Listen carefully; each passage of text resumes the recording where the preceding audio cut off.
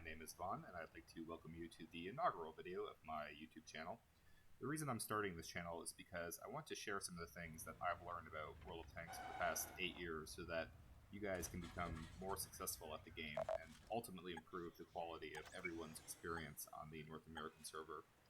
How I hope to do that, as you heard in the intro, is by exploring the question, why we lose. The single most important thing to improvement at anything is self-criticism. You must examine the mistakes you make and think about how you could have handled the situation differently. So, in my videos, you can expect an analysis of the mistakes that I make and what I could have done better. Hopefully this will help you think critically about your own battles and what you could have done differently to achieve a better outcome. Beyond analysis of my own replays, I plan on also featuring live gameplay and map guides. And if you guys have any other suggestions or requests, I'd love to hear them. With that out of the way, let's look at the first replay that I have for you guys. So for the first battle, we are on Prokhorovka Encounter, and we are playing the T-62A. Now the T-62A kind of gets a bad rap because it's not the most meta for Clan Wars, but as far as pubs go, it's still a perfectly good Russian medium tank. It's actually the very first Tier 10 Russian medium tank that was introduced into the game back 7 years ago in 2013, and it's still a really strong tank in my opinion. I enjoy it. It was the second Tier 10 tank that I 3-marked because it has lower expected values than the Object 140, which I would say is better than the T-62A, but this is still a really good tank, and you can be very successful with it. So I'm going to start off by going over to the hill, over to the F0 position, and you saw at the beginning I told my team that that's what I was going to do. You know, sometimes people will actually pay attention to that and give you some help, and luckily we do have some tanks that are in the middle of the map over in this position over here, which is very important because I'm going up here to spot, and those guys, I want them to be able to shoot the tanks that I see on hill, and conversely, I want to be able to shoot the tanks that they spot in this position. And that's how proc typically breaks down. The 1-2 line can be quite campy sometimes, and it's kind of a coin flip going over there, like whose light tank plays better. Now, right here, I get spotted, which I was not expecting, so I'm a little confused initially because I'm not sure what it was, but I'm thinking that there's probably somebody kind of over in here in this spot somewhere. I'm not sure which tank it is, but that's my thinking. And my first mistake here is basically not trying to figure out who it was. And then right there you see I take a hit from a Progetto 65. Progetto 65 on an enemy team. Now I know definitely who it was that was spotting me. My reaction should have been to try and go find him rather than climbing up onto the hill and potentially giving him a shot on me and looking for a shot on that enemy IS-3-2 there. So now I'm starting to move up to this bush here, and I'm trying to see if maybe I can spot him through the bush. And also I'm loading high explosive here because I want to be able to knock down this building that you can kind of see between the trees right there and right there. I shoot with high explosive right dead center, and with high explosive loaded I can destroy that destructible building with only one hit, whereas if I just fired armor piercing or heat, it would take 2 rounds to knock it down. But with high explosive, if you aim in the middle, you can just shoot it down once. And the reason I did that is because it's going to give me a better shot at the enemy tanks over there. And there you go. You see I spot the Progetto, and I also spot the E100, which is kind of a bit of an oh shit for me moment right there. I make a panic shot in his direction there, which didn't help anything because I had 8 PCR loaded and was not going to penetrate him, but he starts getting pummeled by my team. It's a really strange position to see an E100 in, you know, trying to make a cap play this early into the battle. It's just not going to work. There's too many tanks alive, you know, and he's just caught out in the open, and he just gets melted right away. So now I'm moving back up to try and find that Progetto and get him spotted because he's preventing me from doing what I wanted to do initially, which is get up onto the hill. So I move up again, and he's firing, so he gets spotted.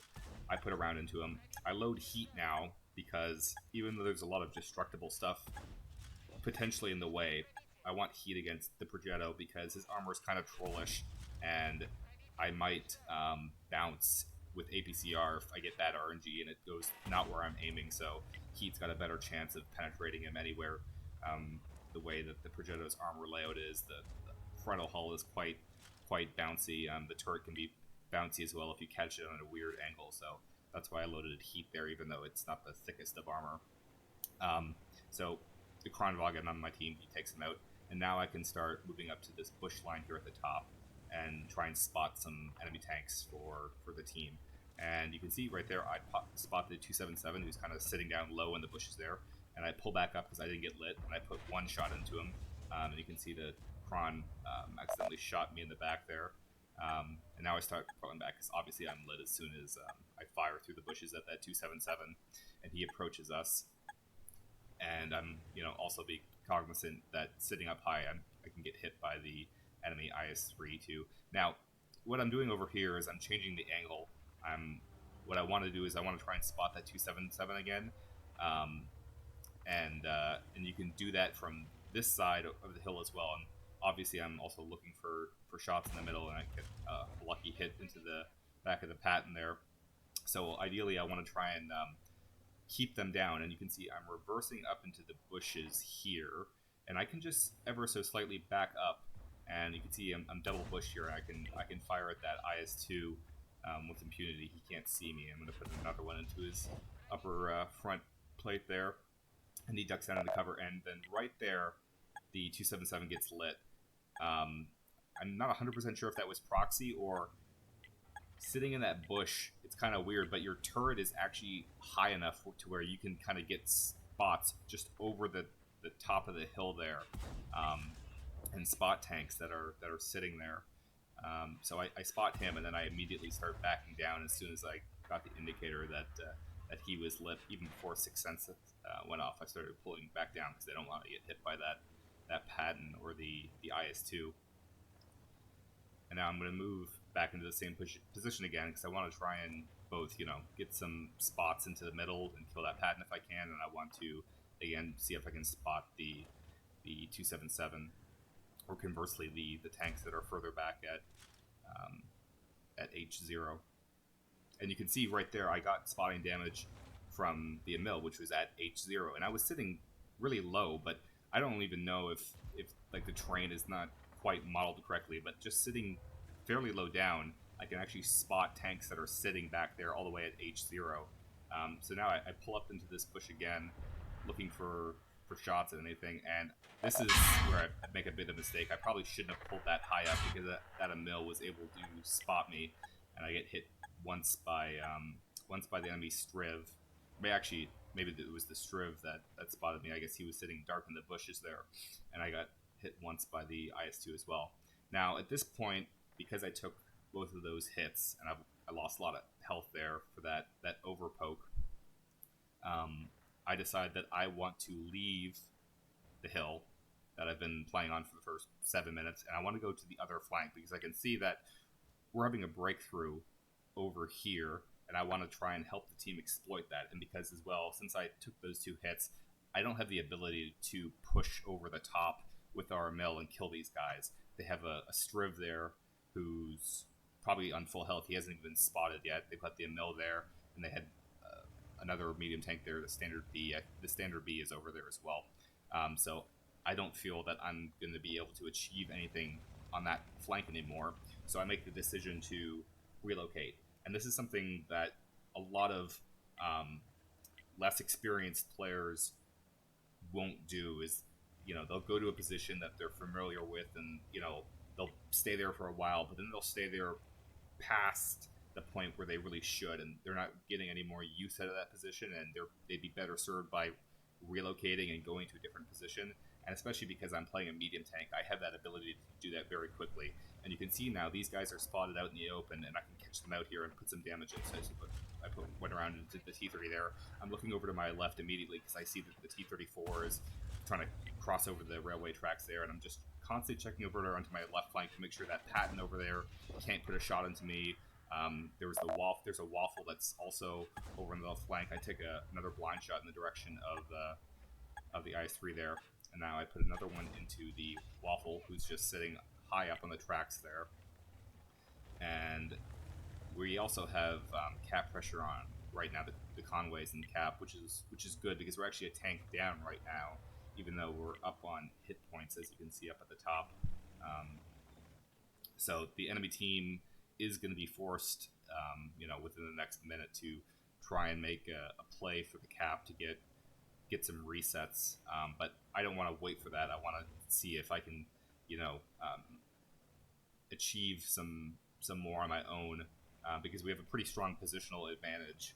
Being able to take down to the the bottom here, and you can see the IS-3 is moving up now, and the 63 kills him before I can even get down there. And I want to go join him right now because I want to try and spot that T-30. Obviously, and you can see there the 63 got hit by something. I'm not really sure what. I assume it's probably the patent based on the damage roll there. And right there, the patent gets spotted, and I put a shot in his direction, and that one wasn't super well aimed, but I was kind of leading it because I thought it was moving forward. Put another one in, get unlucky, it just goes into the track and doesn't penetrate all the way through. And now I'm just going to take another blind shot, and I pick up the kill. And then the 63P picks up the kill on the T-30 there. So I'm going to move back to the bushes here, and I'm going to go down. And then I was not expecting this at all. Their tier 9 Striv here seems to be sitting AFK at cap. So he takes a hit there from the Yag Tiger, and I'm moving up here to try and keep him spotted again for the 60 TP to kill him. And the Yag Tiger actually picks up the kill there on him. So I start moving up to the bush right here to see if we can spot that waffle, which is just not going to happen. As you can see, he's at the very edge, most likely, of my view range, and his camo is very good, and he's probably sitting in a bush, so that's not going to work. So I move back to the north a little bit, and I'm going to try and cross through the open at this bush clump here because I can poke up and dive over, and I'm only going to get spotted as I'm going over, but I don't, so he's probably a little bit further back. So I'm feeling like we can probably make the cross here as well and not get spotted, but I do. So he's sitting relatively closely. So now I'm just, driving, trying to stay kind of low. So he's only really got my turret to shoot at, and I don't take a hit. So I guess he's not really paying attention. I can see based on XVM, he's not the greatest player. And then right there, I take a hit, which is actually high explosive, so I'm thinking he doesn't really know what he's doing, so I'm just going to try and close the distance as quickly as I can and take him out, and then he manages to reload armor piercing and take me out. So you can see I say okay in chat right there. I was a little surprised at how good his camo actually was, but I should have known that. It was, in hindsight, obviously a mistake for me to cross that aggressively. What it needed to do was go up a little further to the north and come straight down like this, so I wouldn't be spotted until I get right on top of them, and I would have been able to get a little bit more damage out of that maybe. But I picked up the spotting damage anyway, so overall it was still a pretty good battle, and hopefully that gives you guys an idea of just basically how to play Prokhorovka, but as well like reading the situation you're in and knowing when it's time to leave your position and then go somewhere else. And yeah, that's the end, and we can go take a look at the end result stats now.